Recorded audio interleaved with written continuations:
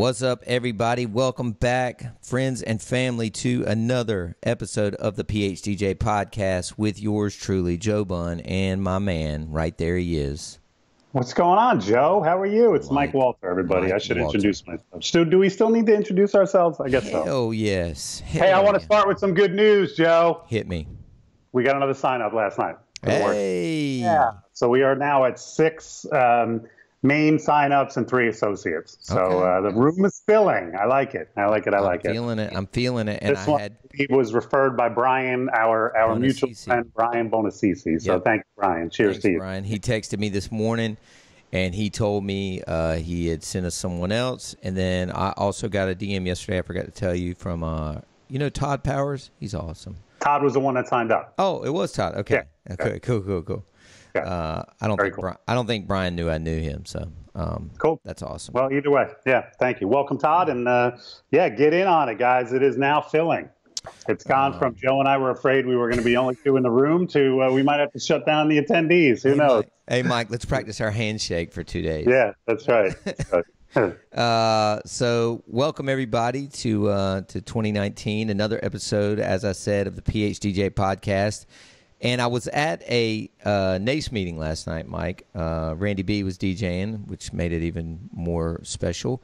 What's up, Randy? Yeah, right. And he was rocking, and then I was kind of networking around the room, and all of a sudden I realized it was Tuesday and that I didn't have a topic for today. And she has a podcast, so I'll shout. Even after I texted you yesterday, saying, Joe, it's your week. 2 days ago. Yeah, you had given me a 2-day heads up. Hey, man, you need to come up with a topic. So I happened to see her. She's a wedding planner here. Her name's Megan. Her company's called A Southern Soiree, and she has a wedding podcast called Weddings for Real. If you want to check it out, it's really cool. And she was like, you know what? I just was talking to her, and I literally, in the middle of our conversation, was like, oh, shit, I forgot I got to come up with a topic. And she said, you know what, one of the best ones we did out of, I think she's done 25, 30. The most listened to ones was the 5 biggest mistakes I made in business. And I was like, that's actually a really good topic. So shout out to Megan with A Southern Soiree right here in Raleigh, and check her podcast out if you'd like, Weddings for Real. All right. So I think that's a good topic. And so you want me to rehash the worst parts of my career? Thank you very much. I appreciate that. This is right up there with the death and what you do. Yeah. Do you have plans for when you die? I'm like, what a depressing show this is. It's not. Yeah, it's not. Yeah. It's not going to be rehashing our finest memories of our. Well, hopefully we can share mistakes, but also things that you can learn from it. I was about to say. At the end of the day, I think that's the goal, is to educate the listeners on the. So do you want to start with one, or do you want me to start with one? I kind of want you to start, since I'm hosting. So. You sent me that text last night while Jana and I were sharing a drink after the NJDJN meeting, and I rolled my eyes like, oh, great. So the whole drive home, I was thinking, I think the first one, and it's funny because you don't often get told in advance that this is a mistake, but when I partnered with Eric Taylor back in the day to form Elite, he was actually a very good friend of mine. I'm the godfather of his first daughter. Oh, wow. And we did some paperwork with my lawyer. My lawyer pulled me inside and he said, you know, your friendship is over, right? And I said, no, Bob, Eric and I are tight. We're like this. It's he was right. Less than 5 years later, Eric and I we buried the hatchet, but we no longer talk. And I had to buy him out under kind of adverse situations and things like that. So my mistake was partnering with a friend, and I have advised many people about that before you go into business with a good friend, just understand the friendship is more than likely going to end. Right. There are exceptions, but it happens more often than not. Can I ask you a question on this real quick, Mike, before we move off that? Do you also advise, when you do consulting calls, with DJs across the world, really, against a partnership, period? I think a lot of it depends on personality. I think, and that was one of Eric and our biggest challenges is I think we're both very independent and stubborn, and so we clashed a lot. I think some people do collaborate better than other people, and some people even need a partner. some people don't like to be the decision maker. And so maybe before they pull the trigger on something, they need somebody else going, yeah, is this the right thing? But I have found, especially in my 20 years now of owning Elite by myself, that I think I'm better just making the decisions and not having to, I consult with people who work for me, but at the end of the day, I don't mind taking the responsibility on a decision, whereas I don't think some people have that. So maybe they're better off having a partner. Yeah, I think I've when any consulting call I've ever done where somebody's mentioned bringing in a partner, or especially if they're already kind of established and then they're talking about bringing in a partner, I'm like, please don't do that. I've done more consulting calls where I'm almost more of a shrink. You know what I mean? Right. Like I feel like people are calling to bitch to me about their partner. Right. Although tough. I will say this, we have opened a photo division and a video division. And people ask me, what's my best advice for that? My best advice for something like that is find a videographer, for example, in your market who is an artist and loves shooting but doesn't love and then partner with him, but 100%. Form a whole different entity. 100%. Don't bring him into your DJ company.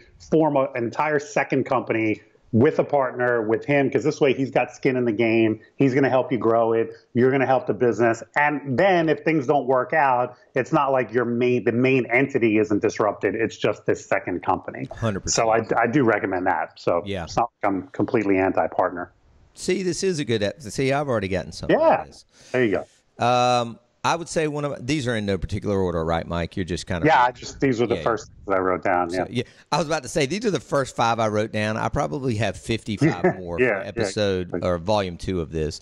I would say one of mine was hiring people that aren't really needed. And let me really say part B of that is they weren't generating what I paid them in sales.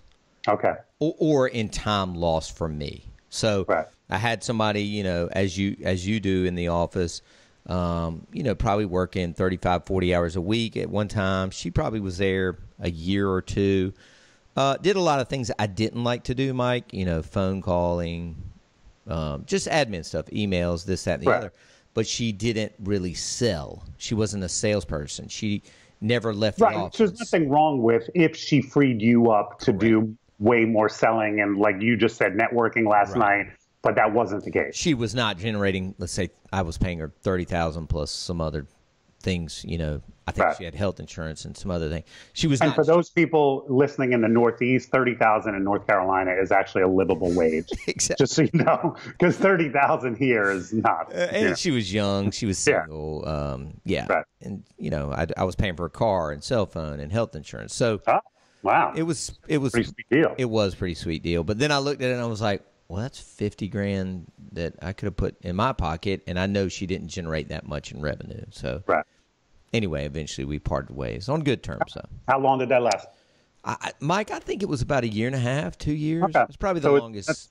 You were probably slow to discover. Yep. Like I would have probably realized that within about 6 months. Right.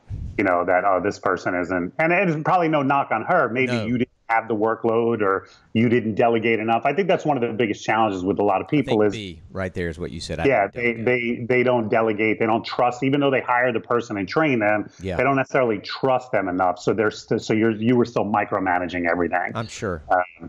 I know me. Yep. All right, hit me. I'd say the other one was renting an office for 20 years, various offices. Yeah. When I finally bought the office space that we're in now, I made the mistake of adding up all the rent I had paid over 20 years, and it was about $750,000, and that made me ill. Yeah. So, I'm thrilled the fact that I've got 3 years left on the mortgage on the office that we're in now.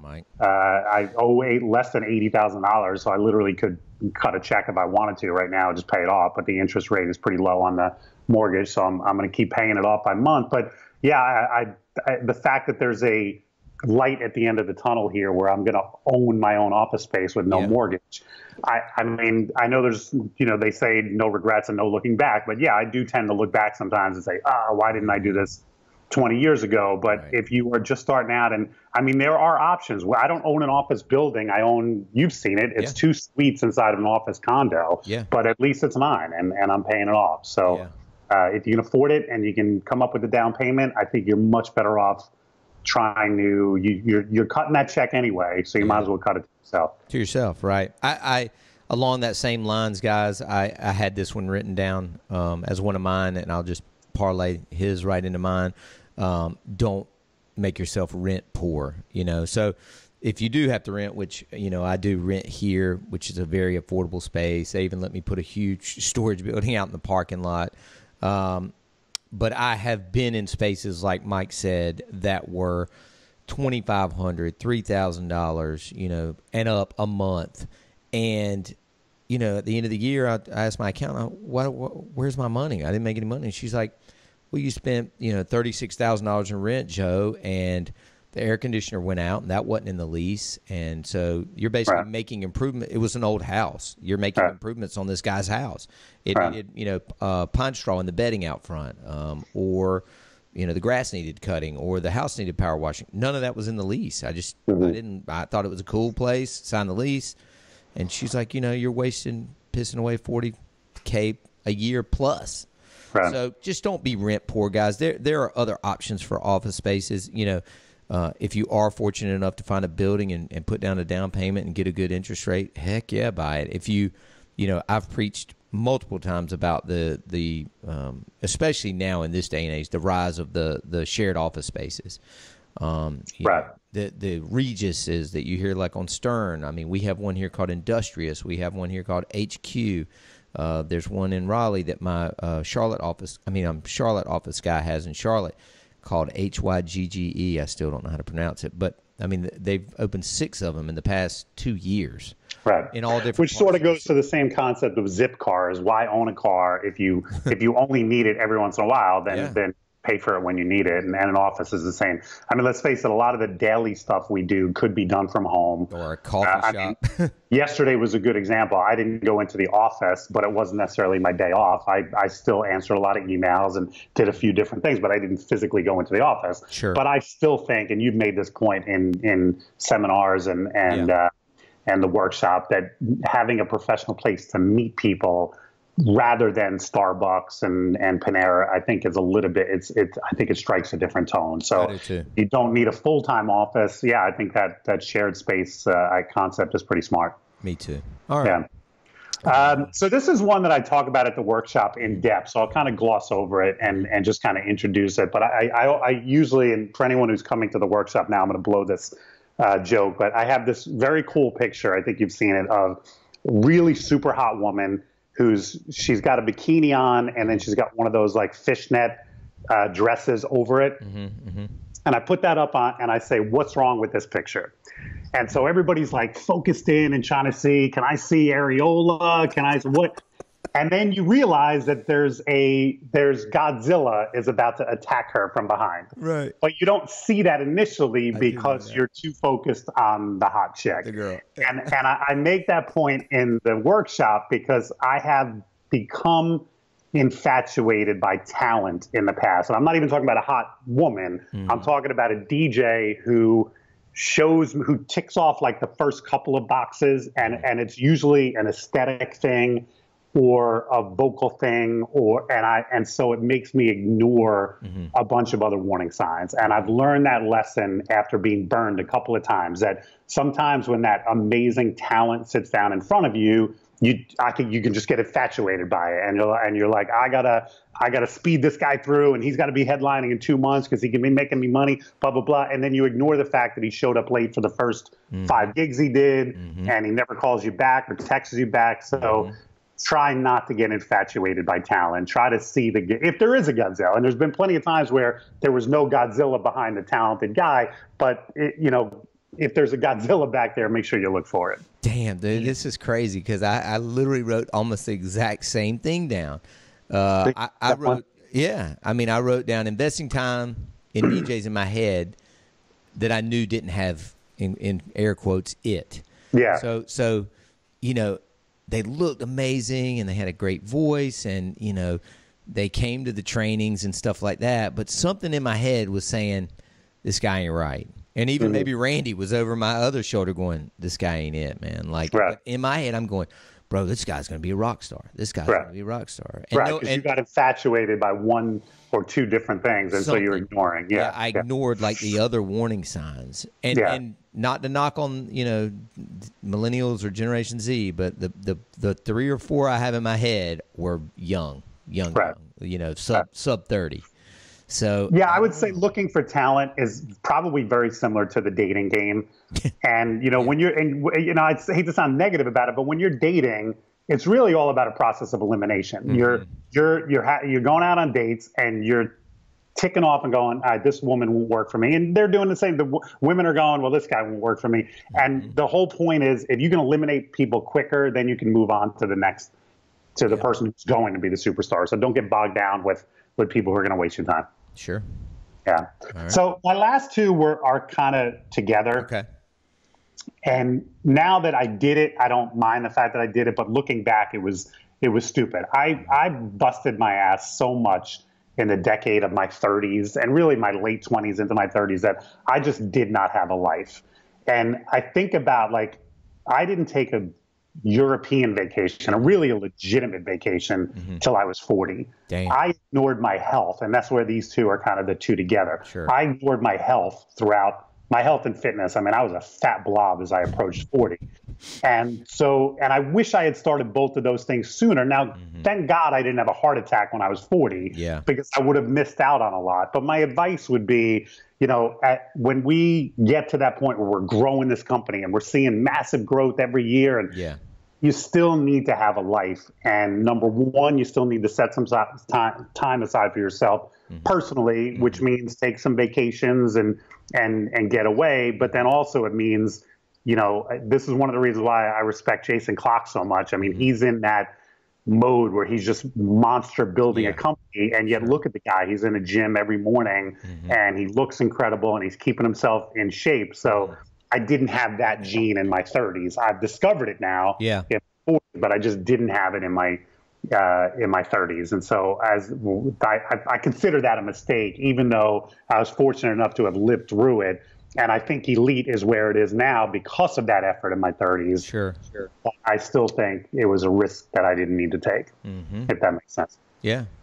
And those are your last two? Yeah, I got one more, but if I'll let's see. If we count those as 4 and 5, I'd like to stop there. Let's stop. Rather than rehash that last nightmare. Stop the hemorrhaging. I would say this, most DJs can relate to this. I just wrote buying shit that I don't need. Yeah. At one point, I distinctly remember thinking we were going to get into some proms, and we were going to need this big system, and I bought this truss. I mean, stuff that I had gotten rid of from back in the 80s that I thought I would never have to buy again. The big power of speakers, the truss, the trailer, like all of this stuff. And let me ask you, Joe, did you buy that stuff on credit? Oh, I'm sure I did. Yeah. Yeah. See, that was one of the things I wrote down was I've always been credit. I've always been adverse. Yeah. But then I was like, but I don't know that that's a bad thing. I think maybe that has stopped us from growing at times, but it's also stopped me from getting in a lot of trouble because I've never had that credit card bill or that loan that I'm like, how the frick am I going to pay for this thing? So I did. That was one of the things I wrote down when you first texted me, but I was like, no, I don't think that that's a thing. Maybe that's why I've never gone on the $40,000 shopping spree going, this gear I need, because I'm afraid I don't want to have a $40,000 loan. Me neither. And again, this was 15 years ago. And I'm like, I'll look at the account. If I don't have the cash or close to it, I'm not getting it. And I think you and I know a bunch of people, and we know people who listen to this podcast that are carrying $250,000 to $1 million in debt on gear, depending on how big of a company they have. And now, if people are saying, "But Mike, you just said take on a mortgage rather than rent," the difference is I've got equity, depreciation. If I wanted to sell my office right now, I'd walk away with probably $200,000 to $250,000. So I have built up. I have been paying. Yes, it is a loan. But I'm also building equity in property, whereas gear does not build up equity. No, it depreciates the minute you take it out of the box. Rapidly, similar to a car. Rapidly as well. Yeah. And I guess my last one would be, I wrote getting too far outside the lines. For example, we got into, myself and a wedding photographer here, bought some classic cars for brides that wanted to leave, a wedding in style. I didn't know you got involved in the car. Good God, right. what a nightmare. Yeah. Bro. Yeah. We had a Rolls Royce, like an old school Rolls, and we had, oh man, I found a picture of it the other day and I almost started crying, a 1967 Lincoln Continental convertible with the suicide doors. And I to this day, man, I remember riding around town and honestly, man, I could pull up in a parking lot beside a Lambo or a Ferrari and people would be like, fuck that car. And excuse me, I didn't mean to say that. We said we weren't saying the F word. That's all right. They literally would be like, dude, that thing's a piece of trash. And they were looking at my $30,000 convertible with like lust in their eyes. It was 3 times the size of a Yukon Suburban. I mean, it was unbelievable. Right. But anyway, I just couldn't keep them running, Mike. I don't know. I didn't know enough about cars. I don't even know how to change my oil. Right. I got roped into the fact that if people come here, they trust us to DJ their wedding, they'll buy damn near anything. Yeah, since we opened the photo and video division, I've had people ask me, what's next? Are you going to have limousines? Are you going to do flowers? Right. And I'm like, no, I'm pretty sure I'm done. But people have floated the limousine concept by me, but I don't see I kind of saw the branching into photo and branching into video, but I don't see and like you said, I don't know anything about cars. So the last thing I want to do is get involved in something like that. It was rough, I'll refer, and we refer limousine companies, but I'm not going to get involved in it. It was a rough one, brother. It was a rough one. So listen, before we wrap, I want to mention something because it just happened to me yesterday. We've talked about this online often. I've got a local photographer who put on Facebook, I think a couple days ago, that he wants to focus more on headshots, professional headshots. So he was offering free sittings for anyone. So I went down to his office yesterday, his studio, took a couple different looks with me. We spent an hour and a half taking pictures. Oh, wow. I saw a lot of the finished product when he was showing it to me. He said he was going to email them to me today or tomorrow. So just a reminder, if you haven't done professional shots in a while, and I'm not talking to you, Joe, because I know you do it more often than I do. Too much. I did professional shots like a year and a half ago, so this is my recent sitting. But for anyone listening out there, professional pictures are important for our marketing. They're important for what we have to do online. We all know photographers. We all have great relationships with photographers. Hopefully you can get some kind of deal or barter with them or do something. But spend some time, bring a couple of different looks, have some fun, get creative. We were spending a lot of my wedding ring. If you haven't seen it, most DJs know this wedding ring. We were spending some time focused on the wedding ring, so who knows if they're going to come out, but we were having some fun. So just remind, I said, I want to bring this up on a podcast because we've talked about it in the past, but inspire people. This is a good, and P.S., winter is probably a good time of year. Your photographers that might have a little extra time, so could be a good time to spend an afternoon and get some cool shots. Get a spray tan first. Don't look like our president. Don't spray tan like that.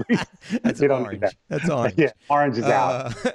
2 last things. Go Cowboys. Since I have no. Thank you, Joe. Yeah, what an exciting weekend, man. When are y'all playing? We play Saturday night, and I got a wedding Saturday night. Oh no.